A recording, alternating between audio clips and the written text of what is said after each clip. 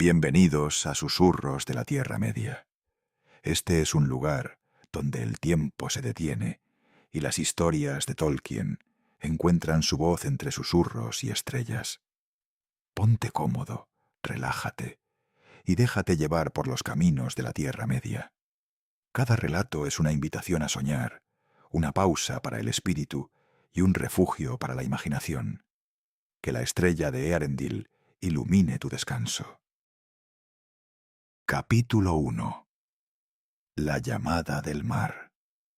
Nebrast olía a lluvia joven y a sal antigua.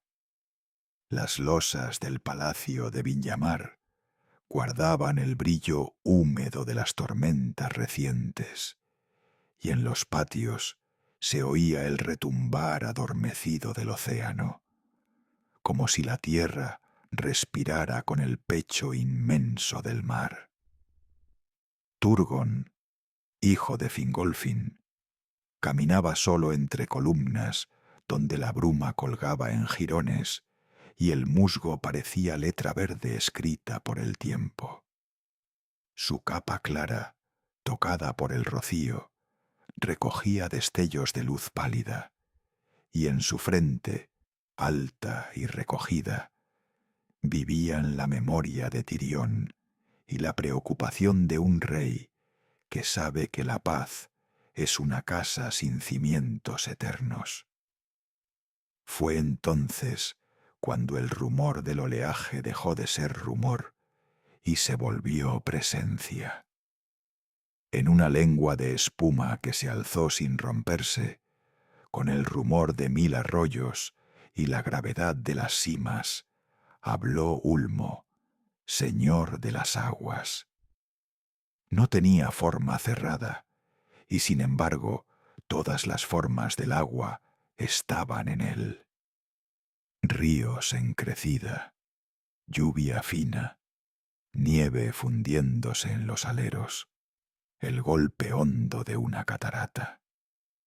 Turgon, hijo de Fingolfin, dijo la voz, no quieras vivir por siempre junto a mis vientos.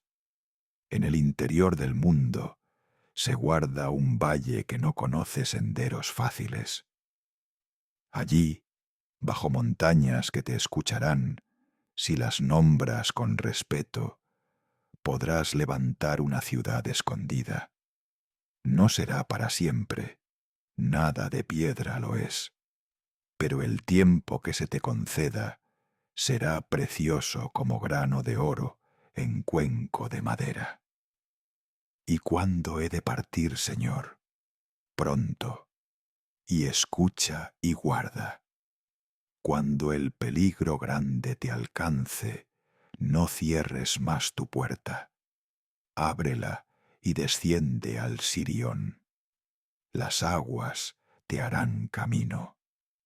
La ola se retiró en silencio, dejando sobre la roca armas y armadura de talla antigua, bruñidas por manos que conocían la música de Valinor.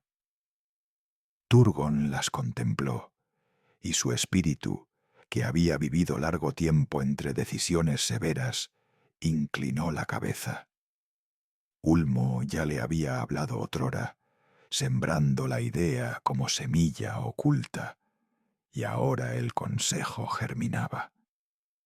Guiado por sus sabios y por mapas que dibujaba en noches insomnes, Turgon dejó Nebrast. Cruzó tierras ásperas donde el viento peina la hierba a contrapelo y el sol tarda un instante más en caer.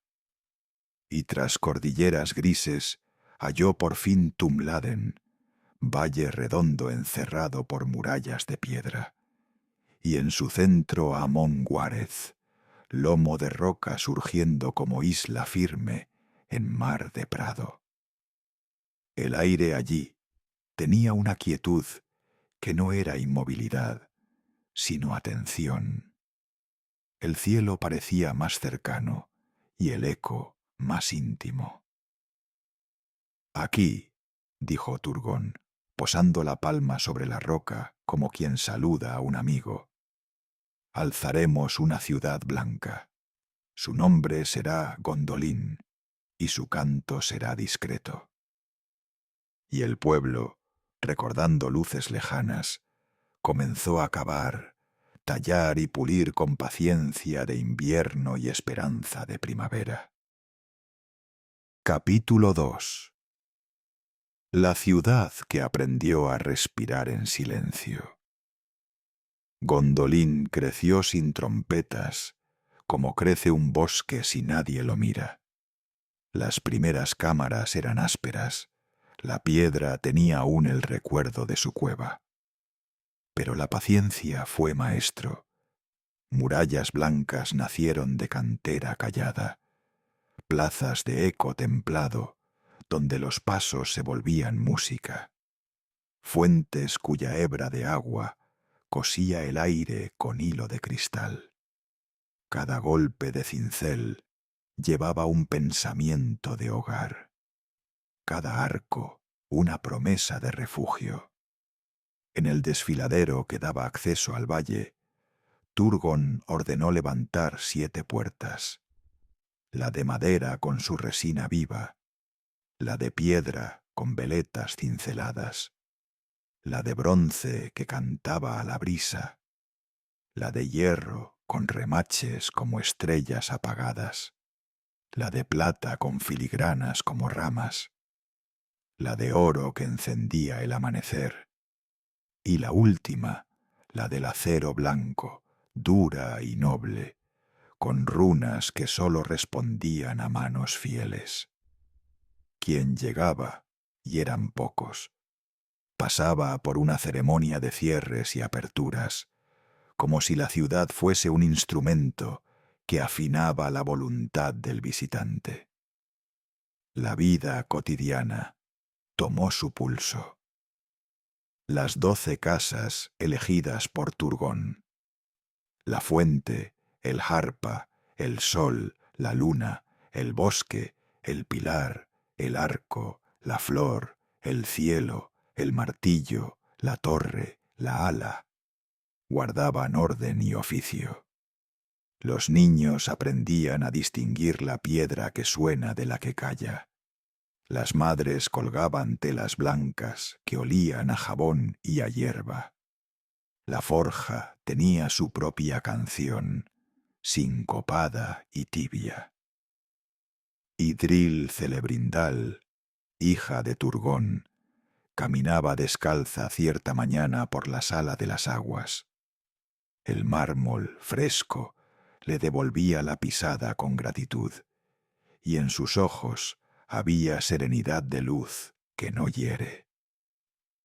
En días de fiesta, Turgón hablaba desde el balcón alto. Recordad que el secreto no es miedo, sino templanza. Somos canto escondido para que la canción, llegado su día, aún exista. Y el pueblo respondía con coros hondos que parecían bajar desde las bóvedas como lluvia interior. Capítulo 3. La sombra que llegó con un nombre, Maeglin. Mucho después, Aredel, hermana de Turgón, regresó de sus andanzas. Traía polvo de caminos en el manto y sonrisa valiente en el rostro. A su lado venía Maeglin, su hijo, con ojos oscuros que parecían medir la distancia a lo que deseaban. La reunión fue alegría y alivio, pero tras ellos llegó, llamado por su propio destino torcido, Eol, el elfo oscuro de Nan el Moth. La ley de Gondolin era clara. Quien conoce la ciudad queda para siempre dentro. Eol, nacido para la sombra y la negativa, intentó huir. Arrojó su jabalina contra el cerco de la ley, y la mala suerte o el hierro torcido hicieron que Aredel recibiera la herida. El veneno trabajó más rápido que el consuelo. Turgon, dictó juicio. Eöl fue precipitado desde las murallas, y su maldición se quebró contra la piedra como cántaro vacío. Maeglin quedó entre los suyos por la sangre de Aredhel y por la voluntad de Turgón, que amó al sobrino en memoria de la hermana. Maeglin, de modos contenidos, se inclinó hacia minas y forjas. Conocía el secreto de los metales y su paciencia. Bajo lámparas azules buscaba vetas raras, y su silencio, que al principio fue recogimiento, se volvió habitación. Entonces miró a Idril. En su mirada no hubo juego ni ligereza, sino deseo que confunde justicia con derecho. Idril, cuya claridad no humillaba, le habló con una suavidad firme una tarde de terraza. Primo, el corazón no es un trono que se usurpe. ¿Quién lo ocupa entonces? La decisión de quien lo lleva dentro. Y la brisa trajo olor a piedra fresca, como invitación a aceptar límites. Capítulo 4. Tuor, el hijo del viento del norte. Al norte, donde las pendientes devuelven el eco como respuesta breve, Tuor, hijo de Huor, creció bajo la tutela de Sindar y la escuela dura de la intemperie. Fue pastor en un verano seco, fugitivo en un otoño cruel, y prisionero en un invierno que olía a piel mojada y hierro. Cuando escapó, siguió la voz de los ríos y el consejo adivinatorio del cielo. Así llegó a Vinyamar, ahora ruina húmeda, donde la sal hacía arabescos en los muros. Allí, como esperando que el tiempo alcanzara su hora, encontró las armas y armadura dejadas por Turgon según el mandato de Ulmo. Al ceñírselas, el mar respiró hondo. Ulmo surgió, no como figura, sino como certeza, y habló con el peso del agua que todo lo sostiene. Se te da una misión que pesa menos que el hierro y más que una montaña. Palabras. Buscas a Turgón, le recordarás mi consejo. Abrir cuando todos quieran cerrar. Yo haré nacer camino donde ahora solo hay corriente. Señor, dijo Tuor, con humildad que no menguaba su estatura, iré. No iría solo. El destino trenzó su senda con la de Borongue, elfo náufrago salvado por la piedad del mismo Ulmo. Por sendas veladas, entre hayas que guardaban secretos y crestas que cortaban el cielo como cuchillos claros, subieron al mundo escondido. El cinturón del secreto se abrió como neblina que reconoce a quien no viene por soberbia. Capítulo 5. El mensajero en la ciudad blanca. Gondolin recibió a Tuor con un murmullo que pasó de patio en patio como paloma apresurada. La armadura de Vinyamar devolvía la luz con suavidad, como si la costa recordara a la montaña. Conducido a la sala del trono, habló ante Turgón sin alzar la voz, pero con la firmeza de quien sabe que negar un río no lo seca. Señor, te saluda Ulmo, dice, rompe tus puertas y desciende al Sirion cuando el peligro crezca. La seguridad de estas cumbres es un préstamo, no una propiedad. Hubo un silencio que parecía tener bordes. Idril, a un lado, escuchaba con la gravedad de quien mide no el orgullo, sino el deber. Maeglin, al otro, era un pliegue de sombra. Turgon, tras mucho, respondió: «Mucho amo a esta ciudad y a su gente. Aquí hemos puesto nuestras artes y consuelos. No abandonaré Gondolin por un temor que no ha tomado forma. Sin embargo, Tuor, tu llegada no es en vano. Quédate». «Me quedaré», dijo Tuor, «y trabajaré como uno más». Y fue así. En los patios, los niños se le colgaban del brazo para pedir historias de nieve que habla y lobos que cantan. En la sala de armas probó lanzas y escudos y dejó a los capitanes una certeza: no era un mensajero hueco. Idril halló en su presencia una calma que no era reposo, sino dirección. El respeto entre ambos fue primero claridad, luego afecto, más tarde amor nombrado sin premura. Capítulo 6. Idril y Tuor y el rencor de Maeglin. Las estaciones redondearon la vida.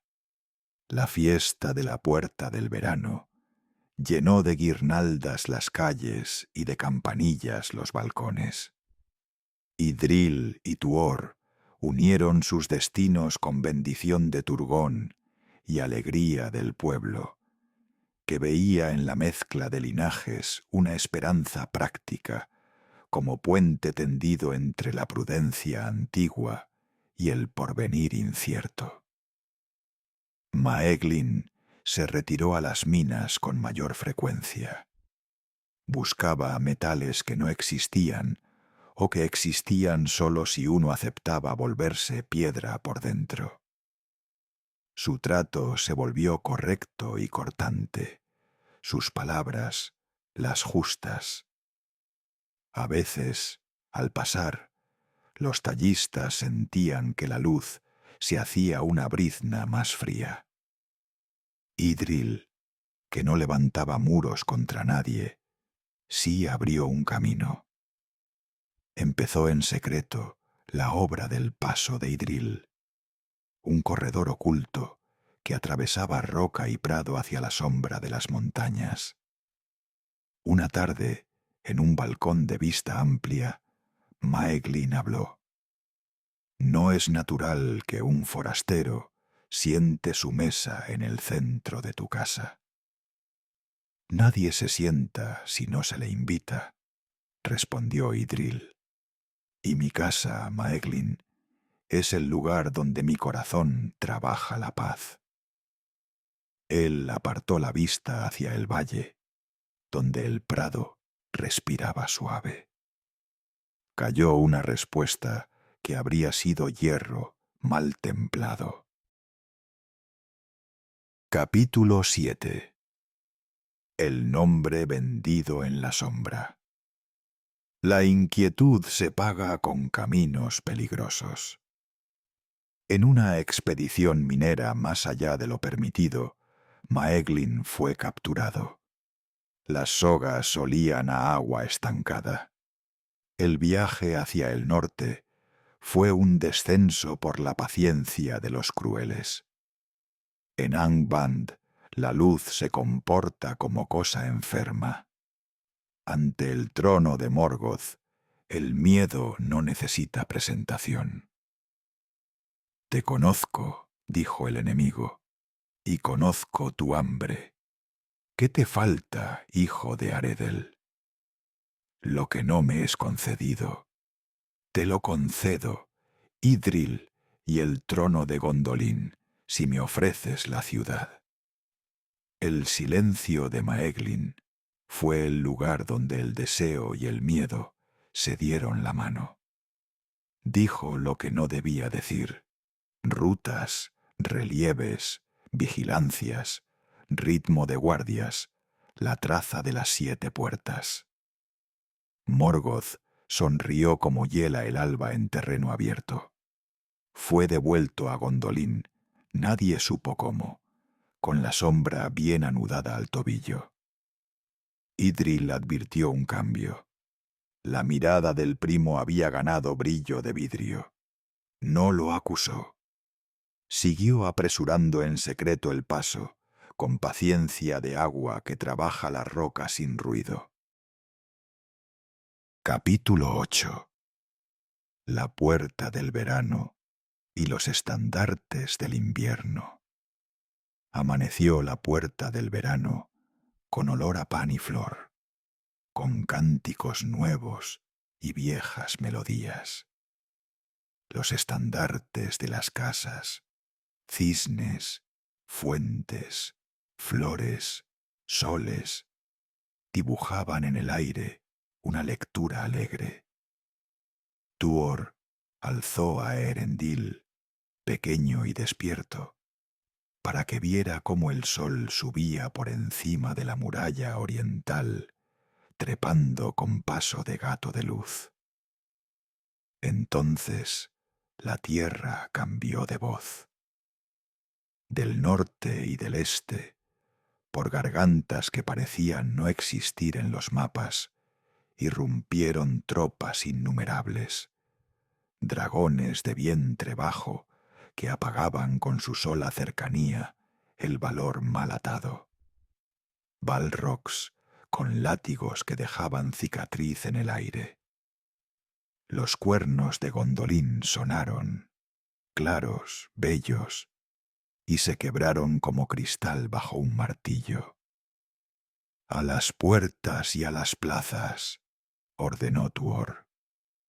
Turgon se ciñó la corona con una calma que era dolor. «Hijos de la piedra oculta», dijo, «haced honor a vuestras casas.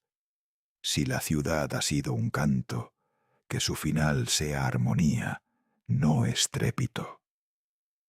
Las 12 casas se derramaron por las calles con disciplina. Las espadas eran ríos rectos, los escudos jardines severos. Maeglin, mientras tanto, subió a las estancias de Idril. Las puertas caían una tras otra. El humo traía memoria de resina y de aceite. Intentó arrebatar a Eärendil, fiebre en los ojos, palabras secas en la boca. Tuor llegó con un golpe de viento. Gurtang no, pero sí su acero propio. No hubo discurso, hubo choque. En la cornisa, donde la ciudad ardía abajo y el cielo parecía más delgado, Tuor precipitó a Maeglin. El grito fue un hilo larguísimo que no consiguió coser nada. Capítulo 9. El rey bajo el fuego, el héroe en la fuente. Las calles se volvieron laberintos de brasa y sombra. En la plaza de la fuente, la casa de la fuente, sostuvo la arremetida como sostienen las cuencas el agua, hasta el borde. Ectelion, su señor, llevaba yelmo de ala de cisne y lanza afinada por manos maestras. Gothmog, señor de los Balrogs, llegó a su encuentro con un crepitar que hería los oídos. No hubo lugar para la retórica, solo golpe, paso, respiración. Ectelion, herido y aún hermoso, embistió con su yelmo al vientre del demonio.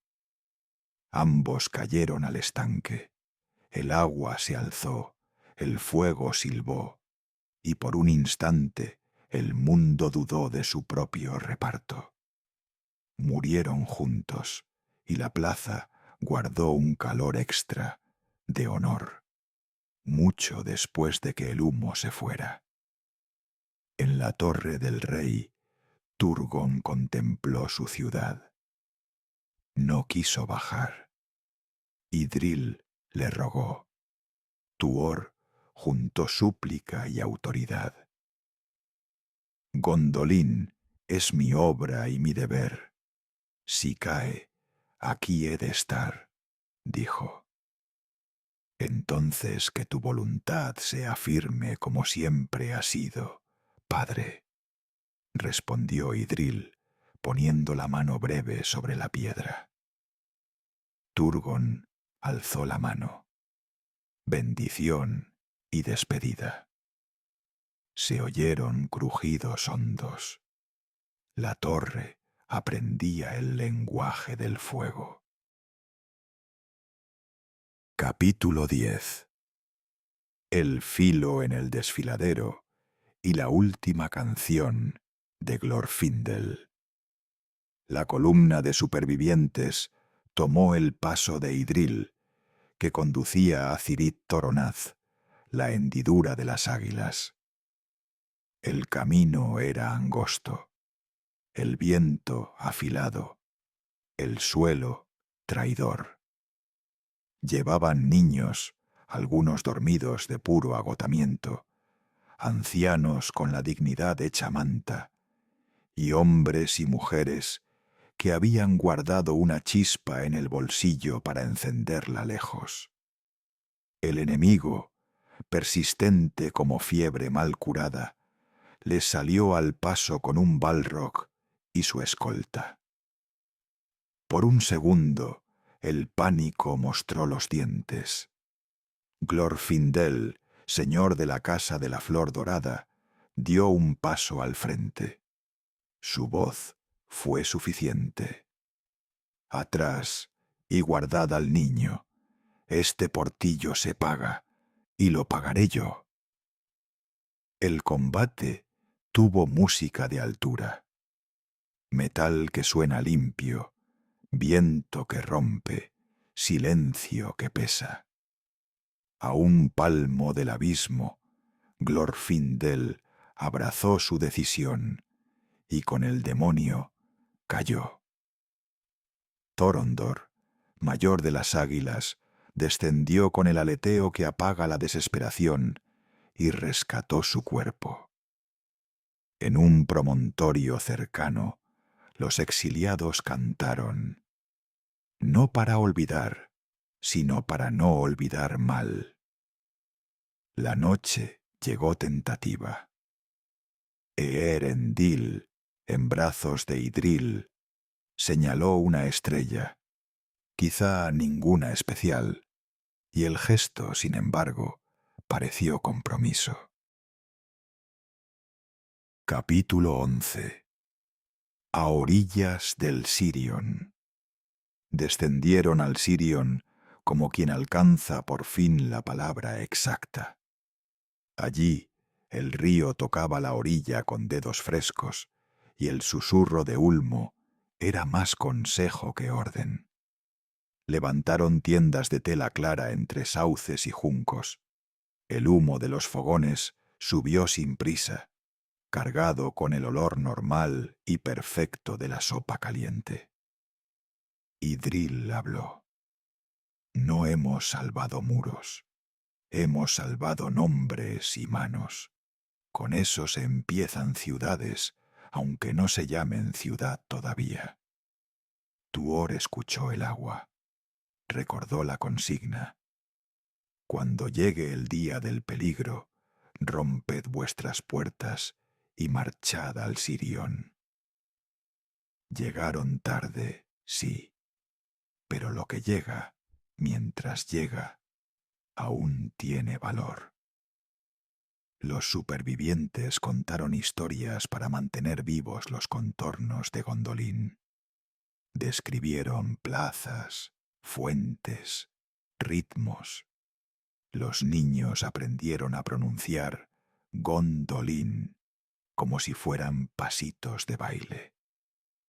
Eärendil dormía con el rumor del río como nana, y a veces, despertando, miraba el cauce con atención de quien ya entiende, sin palabras, que los caminos grandes empiezan con corrientes pequeñas.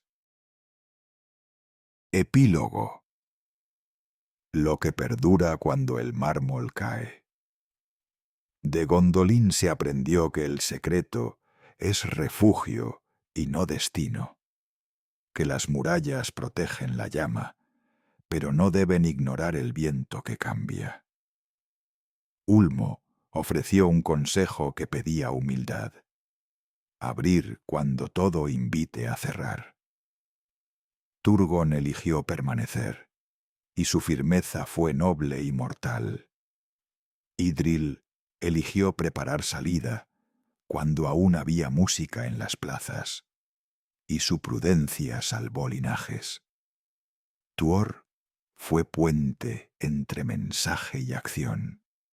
Glorfindel y Ectelion enseñaron que hay victorias que no se miden en días ganados, sino en maneras de caer. Las 12 casas ya no marchan por el mármol, pero cuando alguien sostiene a otros en medio de la confusión, la casa de la fuente vuelve a alzar su escudo. Cuando alguien se adelanta y paga un peaje para que muchos pasen, la flor dorada brilla de nuevo en un borde de riesgo. Cuando alguien, a tiempo, abre un camino sin esperar permiso, Idril sonríe en la sombra. Y cuando el rumor del mar llega por un valle improbable, Ulmo recuerda que toda caída busca río y todo río, mar.